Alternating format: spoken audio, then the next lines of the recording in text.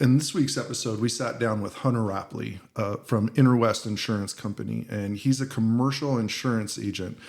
And it was another incredible conversation. I know I say that all the time, but every time we sit down with somebody, I get to learn about their story. We get to share it with everybody. He was insightful. Just hearing about his journey and the way he focuses on his customers, his family, his community, everything that he's doing to help grow not just his business, but the brokerage's business, I just think was really, really impressive. Yeah, I have a connection. I think that him and I have a little bit of similarity. He's a little bit younger than me, we'll say, but both kind of stepped into the insurance world, not necessarily planning that for our lives, but falling in love with it and liking to help business owners and just growing in our career. So I liked being on the other side of the microphone to get the perspective from him, which for me was just a lot of similarities. So it was great. Yeah. And we've been doing this for a long time, and we've got to work with a lot of different agencies in the insurance world. And you can tell when you're working with a superstar. And I do believe he's a superstar, and he's going to continue to grow in his business and his craft, and just really appreciated the conversation. And I think all of you as listeners will enjoy it as well. So sit back, relax, and enjoy this episode of Tell Us Your Story. Welcome to Tell Us Your Story. Join us as we step into the arena with business owners, leaders, and influencers. Hear their stories as they navigate challenges, opportunities, and victories on their journey to success. As Theodore Roosevelt once said, it is not the critic who counts, but the man or woman who is actually in the arena.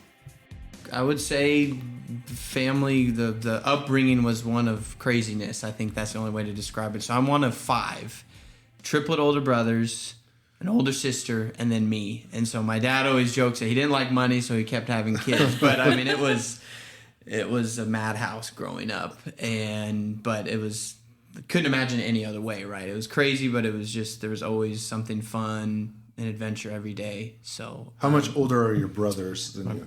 Let's see, we're getting so old now. So my brother's just turned 35. Oh my gosh, you guys are ancient. Let's see, my sister's going to be 34 later this year. Hopefully the ages are right, or my siblings will get mad at me. And then I just turned 30 last year.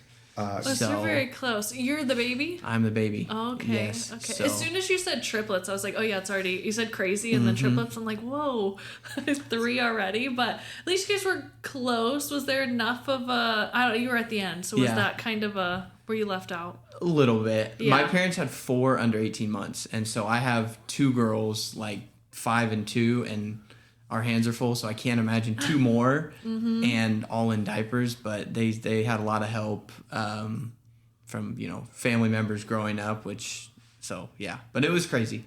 What did your parents do for a living? So I think part of why I ended up in insurance is because of my dad. So he was a commercial lender, like through the bank, all growing up, and we got to see like the flexibility of like in a sales position, right? And someone who's be able to make his own schedule. And I think my story is one of like my dad always showing up, right? Like if I was playing a sport, like my dad was in the stands. Like if I was playing basketball, my dad was coaching. Like, so I was really fortunate to have that like father-son relationship growing up. And it was because of the job he had. It was very flexible. It wasn't 9 to 5. He didn't necessarily had to report to anybody, right, if you're hitting your numbers in sales. And so I kind of wanted to do that same thing. And now as I'm, like I said, raising 2 girls, 2 and 5, like I wanted the same experience where it's like if my daughter does dance once a week at 5 o'clock, I always want to be there. She's starting soccer this year. I want to be at every game. And so, that was, and then my mom she worked, she was a nurse for Sutter for 15, 20 years, but then once she had 5 kids, she had to stay home. Someone had to watch the kids. So she was a stay-at-home mom after that, and she, had her hands full for sure. And so as you were going through, let's say middle school, going into high school, were you a good student, okay student? Was school your thing? I don't know if school is I guess I was a pretty good student, but I think being the youngest of 5, I was always like kind of chasing my older siblings. So I was fortunate where my sister was, every class I was in, they would talk about how great my sister was. And I was just so competitive. I'm like, okay, well, I'm going to try to beat her grade, or I'm going to try to beat whatever she was doing in this class 3 or 4 years ago. And then my brothers, Cameron and Grant, were big into sports. So when they were playing basketball or we all played golf, I was always trying to chase their records. So school-wise, I think I was a good student. Yeah. And then as far as sports, so you'd mentioned, golf and basketball and things like that. So I would imagine your brothers were there to kind of help develop you. Like you guys were so close in age that were you always the tag along and them teaching you? Yeah. So I think my dad introduced the game to them when they were like 9 and Golf? I'm 4. Yeah, golf. And at 4 or 5, I had a club in my hand. And so I always say golf especially is all just like muscle memory. And so I've just been doing it for so long. It's just, I was the beneficiary of like being 4 or 5 years old, being at the golf course all the time because my brothers were out there. And I think I got to see the mistakes they made, and they would say, hey, it didn't work for us. Why don't you try this? So I was really fortunate that I think I got so, we were all pretty good at golf, and I was able to see they were able to help me try something else if it didn't work for them. And was that your primary sport in high school, or were you playing other sports? That was my only sport in high school. My dad claims I could have played basketball and made the team, but I think I would have got cut. Every dad thinks that. Just so you know. He's like, love you, Dad, but... Yeah. Oh, you got such a good shot. I think you could have made him. Like, no, I would have ran for like 5 minutes and would have had to get subbed out. But I did play basketball and soccer until high school. And then basically it was like I knew I wanted to use one of those sports to go to school and try to get education discounted. And I was like, golf's probably my best option as a 5'11" basketball player. And I wasn't super fast in soccer either. So I decided to pivot and focus on golf. Okay, so you had somewhat of a plan. A lot of people going into high school, they're like, I don't know what my future is. And if you listen to the podcast, most of them are like, I have no idea. But you saw that golf could be an avenue to pay for school. And so I would imagine you were super competitive in trying to get a scholarship then? Yeah, I think basically from when I stepped on, so I went to Christian Brothers, which is in Sacramento. So a little bit of background, I've been in Elk Grove / Sacramento area my whole life. I went to school in the Bay Area, but this is home to me. I don't know anything else besides the Sacramento area. And yeah, since that point in freshman year, my brothers were already playing at Sac State, playing college golf, and I'm like, I want to do the same thing. I want to find a way to play golf in college. And so, I was just driven by that concept of playing golf in college. Was it all 3 brothers playing golf? So my brother Trevor did not play golf. So 2 of the 3 triplets play golf. I was like, wow, all of you. That's a pretty... No. It's across the board. He was like a superstar soccer ref, though. So he's refed like NCAA D1 games, but he didn't necessarily... play golf like us. And then my sister's just like definitely the smartest of all 5 of us. So she's probably gonna hate this story, but she played basketball, and in like 5th grade, there's literally a home video of her just like talking to someone else on the team for like 5 minutes. They're not even playing basketball. It's the person she's defending, and she's just talking to her for like 5 minutes, the ball bouncing right by both of them. So she wasn't as competitive as us when it came to sport. More social. Yes, social and trying to make friends. And so, So most people, if they don't play golf, they won't understand this. So I'm a casual golfer. So I've seen you play. I saw you at Topgolf. I think you're a little bit more advanced than casual, but I can hit it far, straight as hard. But even that, going out on a Saturday, it's a good 6-7 hour commitment. You have the before to get ready, get there, and then you have the golf, and then my age, you have to take a nap. But in high school, I would imagine you're doing practice, and then on top of that, getting in the round. So, like, how many hours per week were you putting in just to play that sport? Because it's different than any other sport as far as the time commitment. It really is. I think summer specifically, I tell my wife, because people think you play golf in college, like it's not in the gym working out, like sweating like basketball, or 3 days in football, right? But I told her my dad would drop us off at like 6-7 a.m. in the summer, and then he'd pick us up at like 5 or 6, and that was every day for 90 days when we were out of school. And then even when we were in school, it was like you said, we have a tournament or we're trying to practice for a few hours. So like summer is probably like 70 hours a week, and then even during school it was probably at least 30 or 40 on top of going to school. So it was a grind, and I think it did kind of weed out those who really wanted it, because like I think natural talent can only take you so far, and then it's got to be like, okay, who wants it more? And I saw that in college where there's guys working harder than me because they wanted to get to that, next level of playing professionally. And I'm like, I don't think I have it in me to, necessarily make those sacrifices that those people were making. But no, I mean, it's grueling for sure. Your dad knew what he was doing. I mean, he put all of his boys in, a 12-hour-a-day camp, basically. You guys couldn't get in trouble. So I would imagine your 4 years, everything, going through high school, pretty uneventful as far as pretty committed to school and your craft. Yeah, very committed to school. And I think I didn't know what I wanted to go to school for. I mean, I just say I kind of majored in golf, but like I had to pick an avenue, and I really didn't have it until, I don't know, like sophomore or junior year of college. I just realized numbers kind of clicked for me. So and I think that's why I kind of fell into insurance, as insurance is all like numbers, like what's the premium and like what's the rate based on my revenue or based on payroll. So numbers have always kind of clicked for me, and I knew I wanted to get in something for business, but I ended up majoring in math. Initially I was maybe going to be like a math teacher or a professor, but my last couple of years I was barely passing the classes that I was going to end up teaching. So I said, no, I might have to pivot here. But yeah, so it was.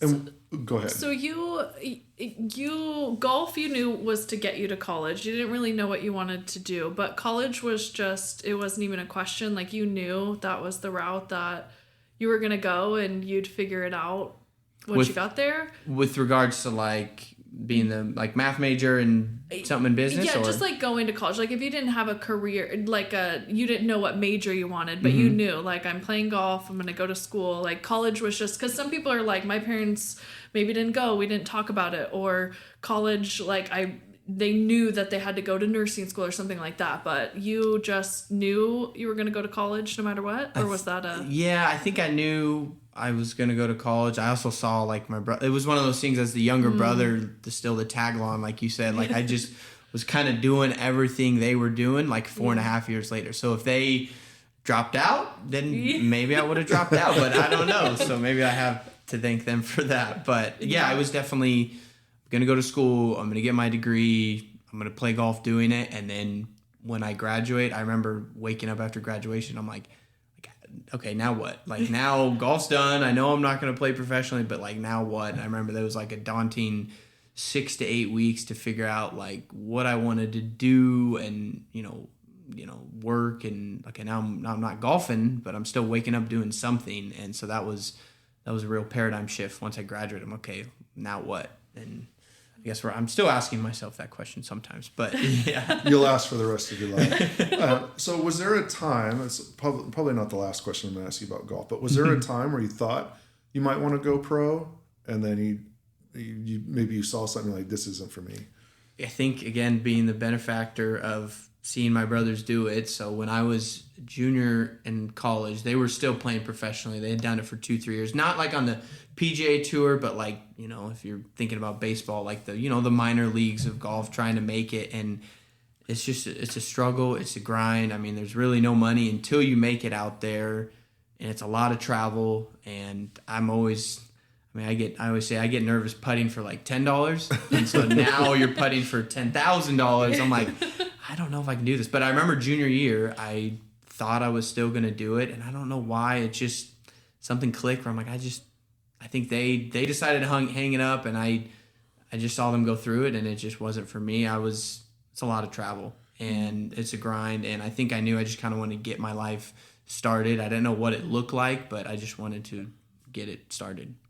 And so as you're coming out of college, we know you're married, and we'll get to that. Is your wife in the picture yet at college, or is it still after? No, I met her basically a year after I graduated. So I had like a year where I was this single college grad trying to figure out my life, and all I was doing was going to work and going to the gym and playing basketball, and that's all I knew. And then I met her, and just everything flipped 180 degrees, because then it was settling down and creating a family. And we knew we wanted to like start having kids early. That was important to us because she's one of 5 also. So it was one of those things like, we know we're gonna have kids, and we're probably gonna have a lot of them, because that's just what we know. And so, yeah, that kind of flipped once I met her for sure. And so what did you do that year in between? What was it like?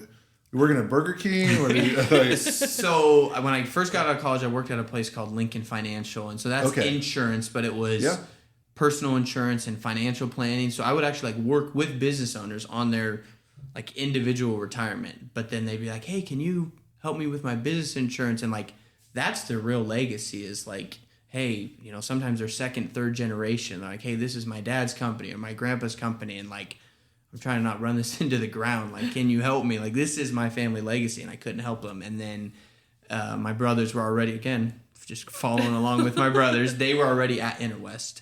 And they said, hey, I think you should give this business insurance thing a shot. And that was 4 years ago. And I really haven't looked back since then. And so as you're going through, you talked about meeting your wife and that kind of changed everything. Mm-hmm. So how did you meet her? And tell us a little bit about your wife. Now it's on the podcast. So I was going to say off the record, but podcast, there is no off the record. Off the record, we met through church. On the record, it was through a dating app. So I love those stories. Yes. So many people have that. They don't like say that it's a dating app, but then it is, and it's, you know, works out for people. Everyone in our families knows it is, but that's always kind of my story at That's so networking funny. stuff. It's like, you know, off the record, we met on a dating app, but our families have known each other our whole entire lives, went to the same church, like our brothers and sisters know each other, but like somehow our paths never crossed. So she's 3 years younger than me. And so, you know, when I'm 10 and she's 7 at church, I mean, Different. I'm not even noticing her, right? Even like, but then once I graduated and I'm 24, 25, she's 21. And we both just were like, okay, you know, we hadn't never really met, but like we'd realized all these connections. And I think it was important to us to kind of like settle down. We didn't really need to like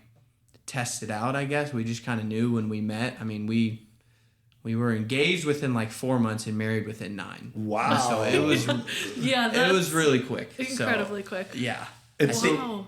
Go ahead. I was gonna say I found someone that was like I didn't want her to change her mind, so I'm like I gotta lock this down before she changes her mind. So You're like, get those kids. Let's get those kids Yeah. in here. And then so that timeline with her and then going to InterWest, do they coincide? I started InterWest in 21, so I think there was 2 or 3 years there where I was still at Lincoln. I was actually at another place called Mass Mutual, still doing personal insurance and financial planning, but the last 4 years have been with her and at InterWest and raising our 2 girls. So walk us through. So Natasha and I are both in the employee benefit space. So I know how difficult it is when we bring somebody in new, at 24, 25 years old and say, and then we teach you about these benefits. And some are incredibly arrogant and say, I've sold cars my whole life. I'm going to blow this office out. And I'm like, all right, we'll see. I'm going to sit back and watch. And mind you, I was one of those people. Took me some time. But what was that transition like for you to learn the business? Were there times where you're like, oh my gosh, this is overwhelming? Or did it come pretty easy to you? I mean, the phrase I've used was drinking from a fire hose, and it's 100% right. Like those first 3 or 4 months, it's like you said, you're like, I've always sold, but like you're selling something totally different, and you have to know enough. You have to know more than the business owner about the workers' comp or the general liability. Like they can't be teaching you stuff about their insurance. Like you got to be helping them. And I think for me though, when I was doing personal insurance and I was selling life insurance, like the one rebuttal I ran up against was like, you don't have to have life insurance. Like, right, you can 100%, even if you have a wife and kids, you don't need to have life insurance, but like you have to have business insurance. So I feel like once that one objection was removed, I felt like I'm like, I know I can do this because you have to have business insurance. And if you're buying it from your broker or me, you have to have it. And if you don't have a great relationship with your current broker, then let's have a conversation because you have to have it. Right. So I used to make more cold calls, but my favorite rebuttal was like, oh, we have insurance. I'm like, well, that's great. So you can run a business in California because you have to have that. But it definitely took a little bit. I think started in June and I think it really started clicking almost like January, February of the next year. So InterWest has an awesome program where they're walking you through all of these different coverages and then you typically bringing on, senior brokers or more experienced brokers to those meetings those first few months because you're trying to learn the ropes, right? And you need a strong training program, and InterWest definitely have that, and that's kind of why I'm still here doing it.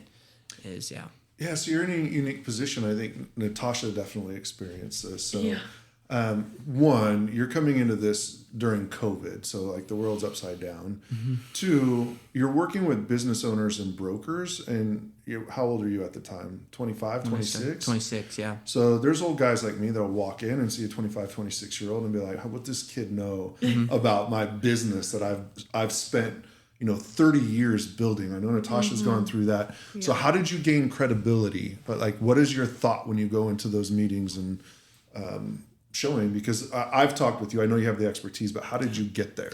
I think the one thing was, like I said, and sometimes in those first meetings, I am bringing, we always talk about the gray hair, or there's someone at That's me. Oh, I'm going to use that. You bring in the gray hair. There's actually a We do talk about this often. He just said it.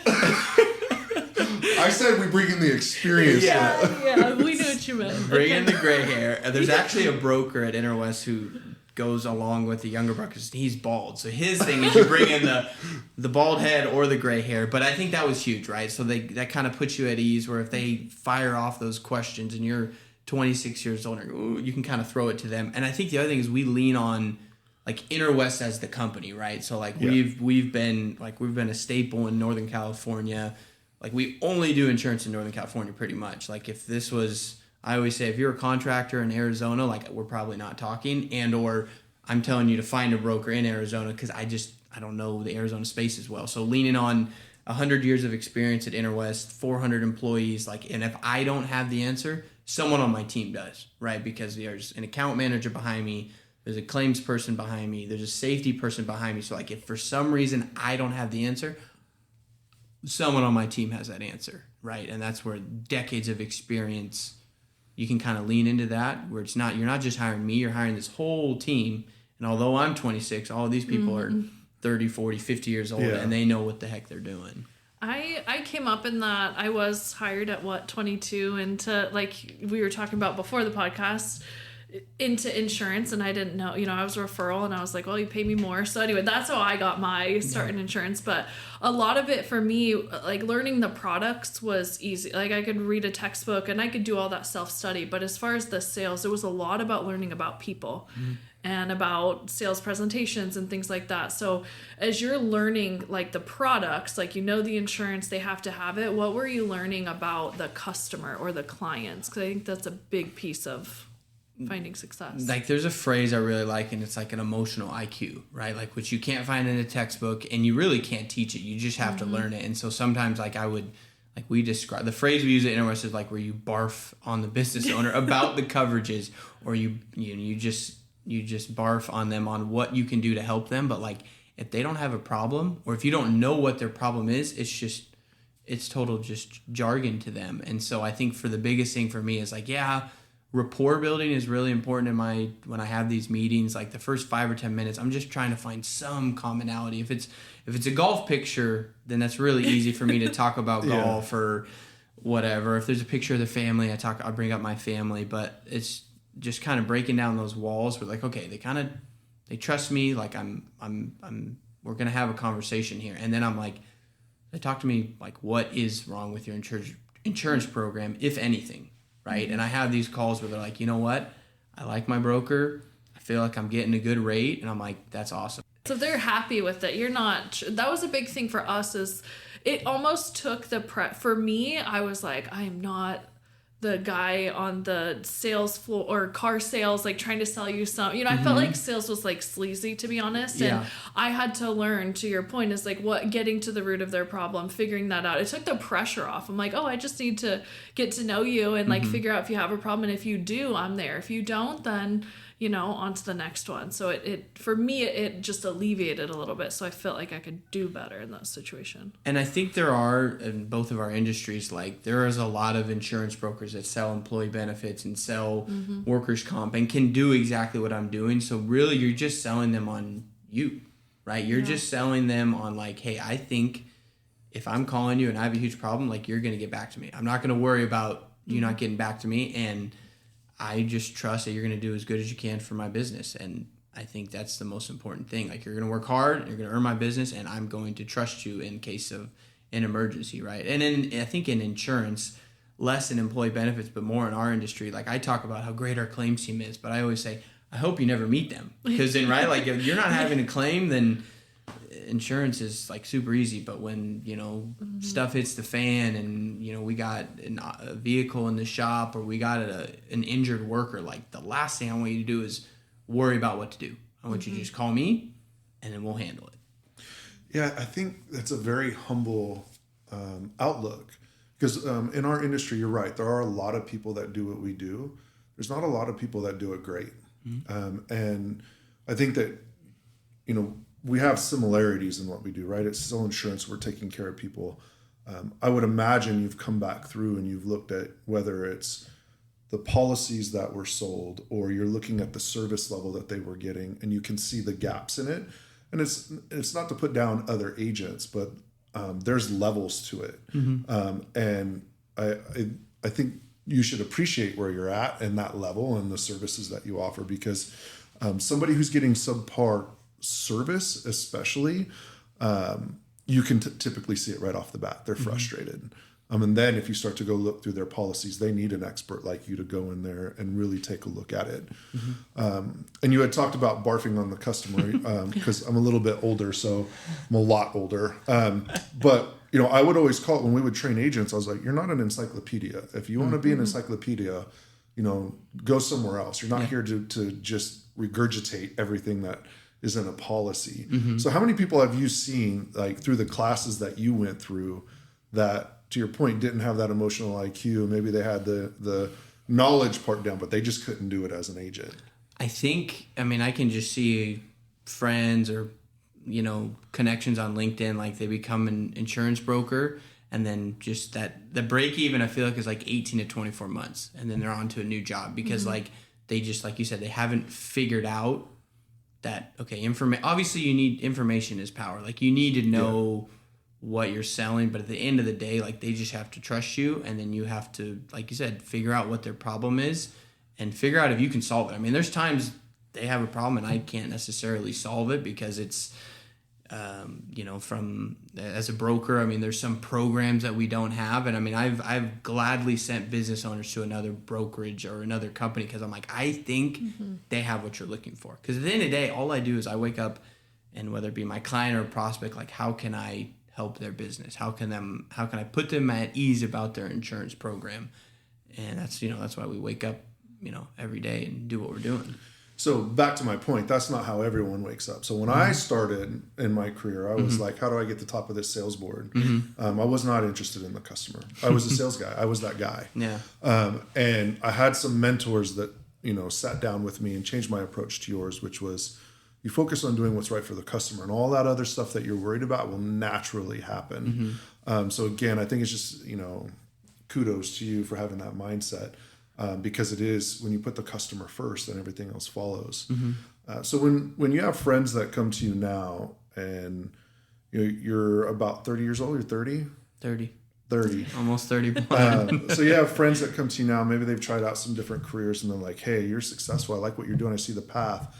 And you look at them, do you say, this business isn't for you? Like, sometimes you can just tell. Do you have those conversations now? I think there's a lot of people in my family, and even like in-laws or cousins, where they're like, there's a lot of flexibility in this job, but there's also a lot of mornings where I'm waking up at like 4, 5, 6 in the morning and putting out an absolute fire. Or I'm, me and my team are in late on a Friday putting out a fire. And like, they don't see that, but they see you, golfing on Wednesday at 1:30. Gosh, I want your job. Like, so I think the way I've described it, it's like you have the freedom, but it's a double-edged sword. So I think a lot of brokers try it out and they go, I can kind of do what I want. I'm not reporting to anybody. And then sure enough, 12 to 18 months later, they haven't sold anything, or they've had very few meetings and they've just haven't brought anybody on as a client. So I've tried to describe, like, you guys don't see the really hard days, or you don't see the days where, it really gets to me sometimes when there's a problem, we can't fix it that day, and the business owner needs me to fix it that day. So like, it kind of wears on me, but there's a flexibility to the timing that I don't think you can find in other jobs, but you have to earn it, like you said, right? a lot of people try it for a year or two and they don't end up making it. And so have you somewhat figured out the cycle yet? So when I say that, there's always going to be, high times and then there's low times. Like you just can't get away from it in sales in general, but not overreacting when it's the low time and knowing, okay, this might be a month stretch and, I'm planting the seeds, the pipeline will come through. Yeah. And then on the flip side, it's a high time understanding that, hey, this isn't going to last for 12 straight months, for 5 straight years. Have you seen and understand that cycle and comfortable with it? Yeah, I think cycle or roller coaster is a great phrase for me. And like, I have not figured it out because I struggle with it every day or every week where it's like you said, whenever I'm getting really low, I have to tell myself like, it's going to change. Like this is not going to keep going on. But on the flip side, it's really hard when you have, a couple nice meetings or nice wins and you're like, man, like I'm going to bring on 25 clients this year. This is awesome. Like, no, I got to bring myself down. Like this is just a little time period right now. So that's still this thing I work on the hardest every day is just trying to stay level, right? When you're low, try to get yourself level. And when you're really high, it's just as important to kind of bring yourself down to expectations. And we've trained a lot of agents and we've went through it. I think half of it is like learning your products, learning people, learning how to sell. And then just any sales career job by nature is like, I've had some people are like, I don't want a monthly quota. Like that just absolutely is not me. They can't even, hang for that. And so I think it's like, that's half of it. And you're managing, all your clients, pipe, all that good stuff. So it's just, there's pressure coming from a lot of places that I think people, to your point, they don't see that part. They see the award or the golf, in the middle of the week, things like that. But it's a tough, I think, industry to be in. When I think that's a great point. And I think you can, we talked about it. We have like a kind of a broker development meeting every week where we're other brokers at InterWest and our supervisors are getting together and talking about our stories. And like every renewal, and you guys know in employee benefits, you kind of have to sell yourself again. Mm-hmm. And you have to sell why they stay with you. So I think people see renewal commission. They go, oh my gosh, you get, 15, 20 clients and you can just ride off on a boat. It's like, no, like every year they got 20 people calling them saying, hey, I think we're better than Hunter and InterWest. And sometimes every year, every client, you're like, no, like here's what we've done for you. Here's why you should, stay with us. And so I think it's hard. And so even as you grow and get more clients, it's just as much on the back end selling yourself to stay with them, stay with you for another 12 months. And I think that's the battle as well, is keeping those clients happy and servicing them the right way. And it's I think it's more important than the initial sell. The initial sale, some of that stuff, drops in our lap, right? And it's the perfect time for whatever reason. Yeah. We have the rates that we can beat, new product, whatever the case may be. And then, you look into 2 to 3 months into that policy, and in your business, it's a claim. For us, it might be a new employee or end up in, emergency room and they need support. Like, who picks up the phone? And if you're not the one picking up the phone, then there's always 20 people waiting to say, oh, I'll pick it up. Whether they will or not, they're willing to take that business. So I do think, to your point, I think it's more important on that back end, how you're supporting them and taking care of them. What, Hunter, what are the main, so you're working commercial, work with business owners, but what are the main, products that you are? So I think workers' comp is one of the most, that's phone calls or topics of conversation with business owners is like, hey, work comp, it's every dollar, it's a percentage of every dollar I pay in payroll. So as I grow, if this rate is not right, your premium is just going to keep going up. And then auto is the other one that is just, personal. No claims, personal is 15 to 20% increase. So if your broker is not addressing the elephant in the room, like, hey, I think I can save you money on the auto. No, they can't. The elephant in the room is your auto is going up. But if you have the quotes behind it to say hey, even though this was an increase, we still went to 5 other markets and they were still higher. So I think I have a lot of conversations that start from workers' comp and auto. And workers' comp is, hey, I want to keep, most business owners, they want to keep their employees safe. The last thing you want to do is this person works hard for me, and now they're in the ER, and I got to tell their family that they're going to be out of work for a couple weeks. So like, how can I keep them from getting injured, right? And so we have safety to help with that. And then auto is, I mean, it's the most dangerous part of the job is driving. There's so many vehicles on the road. There's a lot of people that aren't driving safely, and you just have to make sure you can do everything in your power to keep your guys help them get from point A to point B as safe as possible. So tell us a little bit about your role now and what a typical, day, week, month looks like for you. Yeah, so I think a typical day now that, I've been at InterWest for 4 years, a lot of it is like servicing in the morning where it's like, hey, like certificates of insurance are really big because I work with a lot of contractors. So they're like, hey, I have a new client. We need to prove that we have, general liability and auto and workers' comp. And so we need to produce it's called a COI, a certificate of insurance for them to do that job. Adding vehicles and adding drivers is a big part of the insurance program. And then in the afternoon or depending on the day, I'm calling or doing drop-offs and looking for other contractors that, I think could use my services. And so I think it's the servicing part like you talk about, and then it's the, okay, what's a new person I could help now? And so what we would call prospecting, right? So it sounds like your afternoon is prospecting. So how do you, did InterWest train you on how to get there? Did you have some of that in it? Have you evolved in that area? Like everybody has a different philosophy on prospecting and systems and things like that. How did you get to where you're at today? Yeah, so I think InterWest has a really good system in place, and I think there's different ways to prospect, right? Like you could do all drop-offs and go talk to 10 business owners that day. Those are going to be great conversations, but it's 10. Or you can, we talk about like email blasts, where if you get email addresses, you can send 10,000 in a day, but it's very impersonal. Same with phone calls. You can make 100 calls in a day, but so it's like a combination of all of it. And so in the beginning, InterWest is like, you got to do a little bit of everything. You got to get email addresses so you can email 10,000 people at one time. That's so valuable. You got to call people to get they help us run lists. So it's like who are you looking to talk to? So I know for me, it's construction companies with at least 10 vehicles. That's where I've seen InterWest be the most service. And so they have a system where we can run for those specifications in Sacramento or Northern California. And so, yeah, 100%. If it's without InterWest, I don't know. They have a good system in place to help with that. So a lot of people going into sales, just coming back to people wanting to come into our industry, walking into 10 businesses in a day and just starting a conversation. Some people are like, no way. Yeah. Other people are like, I'm not making a cold call. I'll send emails all day, but I'm not picking up a phone. So how comfortable were we, did it take you time to like, this is just, it's a numbers game. 99 are going to say no, I'm going to get one.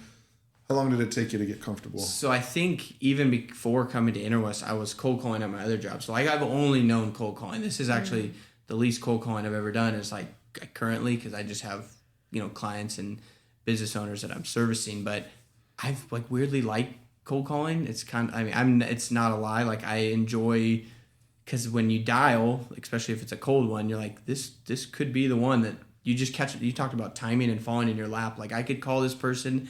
They could say the renewals in 3 weeks and they haven't heard from their broker, and it's off to the races, right? And all of a sudden you win a client in 3 weeks and you work on others for 3 years and you never win them. So that concept of like, this could be the call, that this could be a great one. And I think the other thing I learned at an early age is like, it's not no, but you're just one step closer to a yes, right? Like if you had to make 100 in a day and you knew there was 1 or 2 to find, the quicker you get someone to say no, or quicker you get them to hang up, the faster you get to the person that's interested. So I think those mindsets, I had them at my old job. I have them at InterWest. It's allowed me to, cold call with a smile, which was a hard thing to do. And so, yeah. That's very, very much a positive perspective, as most people say like, oh, I'm cold calling. Oh, this dial could be the person that's mad at me or the person that hangs up. But instead you're saying like, this could be the one that's like, the big one right around the corner. And I think it's opposite from what most people think when it's cold call, myself included, I'm like, oh my gosh, I don't want a cold call. Like, I'll talk to you. That's Yeah. better. But it was tough. But I think it's easier also to start there. You started with cold calls, so that's nice, rather than some people, I think, get into where they're given things and then it's like, okay, well, now you're going to have to go prospect and they're like, I don't even know what to do. So it's very much a build up. But your mindset and being positive about it, I think, is something that people I don't know if I'd say it's normal. I think people are more afraid than think like, oh, this could be the next great opportunity. And there's definitely been days where I'm like, oh, I don't want to make this call. Or like you have the one who's like, who hangs up on you really quick. So, we're just not interested. I love my broker. Like, don't call me again. Put me on your do not call list. And like, you know, I'd be lying if I said it doesn't kind of bring me down a little bit. But like you said, that leveling out, the roller coaster, if you just kind of, okay, well, maybe the next one, you just have to have that positive mindset. And, you know, I think it's a hard thing to have, but I've just always tried to be positive. And, you know, at an early, when I was first starting right out of college, they said you should cold call with like a mirror, like put a mirror in front of you as you're cold calling. So because they can hear, which is weird, they can kind of tell if you're smiling or if you're just like reading from a script. Yeah, and so absolutely. that was a tactic I tried early. I'm like, okay, I'm going to smile through this as they're telling me to never call them again. And it's really hard, but I think you do it enough and it just becomes second nature. And it's not personal. Yeah. They don't know who you are on the other end of the phone. Yeah. I'm always curious with salespeople. So are you a gambler? Is that in your DNA? It's also a math guy. So I'm like, how is he going to answer this? Yeah. As you know, like when we would play golf, we'd play for money. And when I would go to the casino, I would be like, oh, I think I can outsmart the odds. But there's a reason that the Bellagio has a northwest, east, and south tower because they have better odds than you. But no, I like to go for the odds if I'm feeling good about them. Yeah. Sales is like that, and as you're talking, I can see it. It's like, and then some of us, because I used to gamble, and now it just doesn't do anything for me because I'm in sales. Yeah. So I know I can replace that blackjack fix with 100 calls, and it's like, how long is it going to take me to get to those two? And it's like, I got it. So a lot of salespeople have that in them, and I'm always curious. Not all of them, but a lot of them. I think that's probably a good way to describe like why I like calling. It's like if I know my odds are like 2% that I'm going to have a good conversation, I'm like, okay, see if I can get 3 or 4% today, right? And then it's exponentially better, and you stack a bunch of good days or good calls on top of each other. And like, man, I'm playing with house money, the old gambling phrase. So no, I think there's definitely there's a gambling aspect to cold calling and sales in general and percentages and Absolutely. So during this time, this 4 years, you're building your career, but you're also building your family. So tell us a little bit about what was going on with your wife and having children. Yeah. So let's see, we got married in March of 19, and actually, I still remember it. It was March of 20, and we were, she's 20 weeks pregnant with our first, and the world shuts down, right? Yeah. And I remember thinking man, this is scary. And I remember telling her, but at least by the time she's born in August, everything will be open again. I was so naive, but I'm like, okay, at least let's just get all this craziness out now, and then in August it's gonna be totally normal. And 5 years later, there's still some things from COVID, right? And it was a weird experience. I mean, I think our first birth experience is so different from our second because, I mean, she technically had to wear a mask while she was delivering our first daughter, and her mom couldn't. Did you get to be there? What was that? Did you get to be there? I got to be there, and so there's some hospitals. That's crazy. I was really fortunate that I was able to be there, but her mom, she's really close with her mom, and her mom couldn't be there, so it was like a weird. And so it almost felt like our second. It almost felt like our first because there wasn't really there was so much less restrictions. Her mom was able to be there. I was able to go to all the doctor's appointments the second time around. So I almost felt like we had two first birth experience, if that makes sense.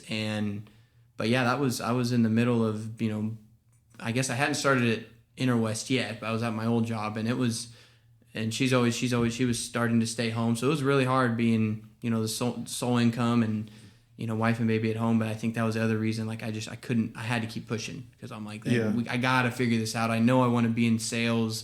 This COVID thing I don't know what the heck's going on, but I gotta find a way to be successful for them. And I think you don't know the motivation until you have a kid, right? I mean, it's just, I thought I had motivation when I got married, but I'm like, it's just multiplied when I was like, I gotta find a way to put food on the table. And so, yeah, that was August of 20. So, but that was, I remember when the world, I was like, oh, yeah, everything will be open in August of 20 when she gets, so that's a good thing. We all thought that. Yes, yeah. So you have a 4-year-old?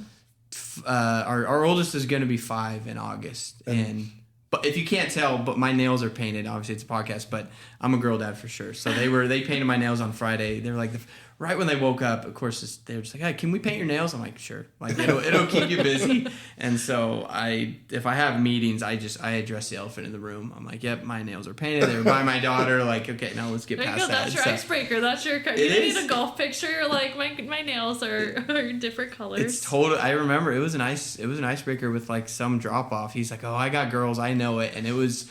It just kind of it opened the door. So yeah, it's definitely an icebreaker sometimes. And so 5 and what, 2? 2. 2. And so you've been at InterWest 4 or 5 years now. Mm-hmm. And so what's next for you there? What is your career aspirations? I always say, like, I would be shocked if I'm not at InterWest in 30 years. I think it just took me a while to figure out, one, like the industry. Insurance and sales is very broad, but like what kind of insurance and like what company. So I think I found those two things. I know I want to do commercial insurance, and I know I want to be with InterWest. So I know I'm going to be there in 30 years. Eventually, as you're at a company long enough, you can actually become like a part owner of the brokerage, and so that's probably the next step. But it's also now I'm to the point where I want to start kind of like giving back, right? So my brothers and other brokers spent a lot of time helping me get to where I'm at, and so now we have. You know, we talk about those 24-year-old brokers that think they got it figured out, right? Like, oh, I'm just helping them, you know, either bring them back down if they're a little bit too high or motivating them if they're a little bit too low. So now I feel like I'm at the point where I want to start giving back to the brokers that are coming into InterWest. But, I mean, the plan would be at InterWest in 20, 30 years. And yeah, I think Yeah, it's on the giving back piece. So I'm 50. Been in the industry over 25 years. It's incredible. So Natasha's one of them that, you know, we started working together 9 years ago, and she came in as an account manager, very, very entry-level position. So I've got to watch her develop, and if we go across everyone that we've been able to develop, like I would say just pour into it. It's the biggest, I would say it's the biggest highlight of my career is being able to help other people. You'll absolutely love it. And it's an incredibly tough industry, and I would say if you identify someone that might be better off doing something else and you're 100% sure, those like are the hard ones. Those are the hard ones, but it's better than to watch people suffer for 2-3 years, which I've made that unfortunate mistake thinking I could get somebody there, and then like they're just not made for the business. It's not for everybody. It's a tough one. I'm just glad I came around once you moved from that, like he had already transitioned to like, oh, selling should be like about the person. So I think I got the good end of that. But I think it's important for the people coming in that also might call it too early. Like they don't know that they have it. I feel like that I was one of those. I was just like, yeah, I don't know if I'm like cut out for this. And he was like, well, what do you mean? Like you could be great, right? Yeah. So those were always my favorite, is like you talked about boosting those that need the motivation or know that they can do it. I've seen those go like a lot farther, which I think is really cool. And I think back, and because there are some, you guys know the insurance brokerage game, there's some really short leashes, right? Where it's like, hey, if you're not delivering in 3 to 6 months, like you're out, and they throw spaghetti at the wall and see what sticks. And InterWest is like total opposite. So I think about it to this day. Like it took me 11 months to get like my first really sizable client, and so for 10 months. It was nothing. And they were just kind of trusting and hoping and like you said, pouring into me, I think you can do this. And then all of a sudden you got that first one, and then the confidence goes up and it was off to the races. But like 100%, if I wasn't at InterWest, I probably wouldn't have been there in month 11, because it just takes a little bit to click and get confident and be like, okay, why am I doing what I'm doing? And how can I help these people I'm calling and meeting? So, we'd always say it takes 12, like the quickest, like 12 months in the seat to just get comfortable. And that's not even like you're bringing in everything that you want to, but we'd see like you got to wait 12 to 18 months to see if you're really cut out for it, which it said like a lot of people right after that, they're like, yeah, no, not for me. But those that would cut out too early, I'd always be afraid of that. So if you're at InterWest, how many, well, so we know career-wise there, how many kids you think you're shooting for? Like I said, we're one of 5. So I said... Like 5 minimum. Well, like, it's crazy how many they have. I think I counted up. It was like 14 aunts and uncles and like 15 cousins between the 2 families. So like big families, and just so blessed that, you know, we've been able to be a part of that. 3, 4. I mean, I would be okay with 3, but she wants more than 3, so she'll probably win that decision. But we also were able to like kind of start early, where we can just kind of. We said 4, but I heard actually say it a couple days, like 1 kid at a time. Like maybe the second or third one is just like, yep, we can't do this again. Like, this is good. Yeah. And, you know, we had 2 girls, and everyone's like, oh, do you need a boy? I'm like, I'm just wired as a girl dad. Like, I would totally be okay having 3, 4 girls. Like, I don't need to have someone carry on the name. Like, it's okay with me. I don't need to carry on the name, you know. And so if God's like, hey, you're going to be girl dad times 4, like, that's okay. But I would say 3 or 4. Yeah. We'll check back in with you in a few years. Okay, we have some staple questions. So my staple question, I always like to ask people, and it'd be interesting to ask you now and then ask you again in 20 years. But what's your definition of success? What does that mean to you as you define it? It's really hard, because I think you can, like, for me, success is driven from like my family. Like I know I said I wake up every day to help the business owners, but it stems from like every decision I make is for my wife and my girls. And so success to me is like being able to provide for them, but like also being able to like see them grow up, right? Like if I was at the top of the list for InterWest, like you talked about earlier, but I'm not, you know, I'm gone on Saturday mornings and I'm missing stuff, like that's not success to me. So I would say, you know, being able to provide for them and being able to like watch them grow up and being able to just take in every life event, because they got a lot of life events and they're continuing to stack. And I mean, dance and gymnastics and soccer, like it's a lot, but I just don't want to miss any of it. And I want to be able to provide for them and still see that. That's awesome. I don't think your answer will change in 20. Yeah. Sometimes I ask that question to people, and whether it's on the podcast or if I'm having a drink at a bar with somebody, be like, yeah, I need to get this house, or, you know, this is, you know, these cars or this or that, whatever material. And I'm like, oh, let me ask you in 20 years. Because that's going to definitely shift. So I think you got it down. Yeah. I have to change my staple question, because mine's always like, what would you tell your 30-year-old self? Oh, but generally the guests are a little bit older. So I think I'll just go just on a whim here. What's one piece of advice that you would give, you know, even people your age or a little bit younger, anybody, whether it's in the industry or not, just a piece of advice, maybe career-wise? I think it's find your passion. Like, I didn't know what that meant until I feel like I got to InterWest. I say like 98% of my day, like I really like what I do. Like obviously the flexibility, you know, and there's income in insurance that you really maybe can't replace in other industries, but like you have to like what you do. And so, you know, and obviously 25, 26, like you have so much life. You got a lot of life. I mean, as a 30-year-old, I'm telling a 26-year-old, you got a lot of life. But like the concept, like we're young, so just figure out what you want to do and what motivates you to wake up. And then if you feel like you're there, but like you said, you're not having the success, you need that push, like hopefully you have the people around you to do that for you. But like, I don't know, find your passion and why you wake up every day, and then just have that drive you. But other things fall into place. And then lastly, how much are you golfing nowadays? It's funny. I have more fun. I mean, for the golfers on the podcast, like I have more fun shooting 80 than I did when I would shoot like 70 in college. Like it wasn't fun. It was a job in college. We always talk like. Hold on. I was gonna wait. I was like, what do you shoot? Yeah, well, I'm a 23 handicap, so I'm glad your 80 is, you know, most of the people that I golf with, like an 84, 85 is a really good round. So your bad round is everyone else's dream. I knew that you didn't ask the question, so I was like, he already knows really that he's good. It's so, but it's one of those things, like you remember the shots 8 years ago that and now you're like, I just can't hit them anymore. Because I probably play like maybe twice a quarter. Like I just don't want to play more than that. Like I feel like I tell my wife this, I tell other people that golf, like if I'm not with them, it has to be something for work. Like if I'm going to golf with someone, it has to be business minded. It's not just going to be me and my friends and go out and drink for 5 hours. Like I just can't do it because my brain is so wired for them right now and, you know, for our family and what we're growing.